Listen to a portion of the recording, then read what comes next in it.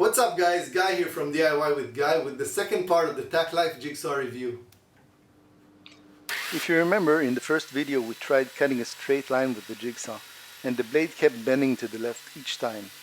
It really bothered me, and the immediate suspects were the blades that came provided with the jigsaw. Now, I know a jigsaw isn't exactly the first choice to make straight cuts, and normally I would use my circular saw for this.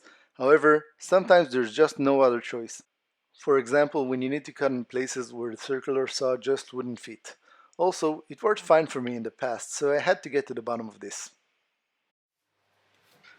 So I went over to my neighbor's house and borrowed a couple of Bosch blades, one of which was particularly rated for straight, clean cuts. And guess what? It worked like a charm. Here I am cutting an 18mm pine. The blade and the jigsaw cut through it without any issues. I went ahead and tried without the rip fence, and that wasn't a problem either.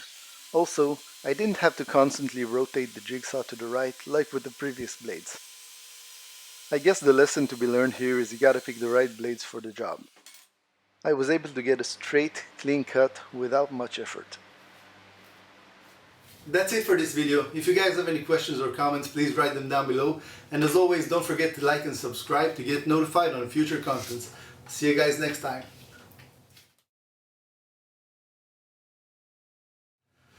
What's up guys, Guy here from DIY with Guy with the second part of the TACKLIFE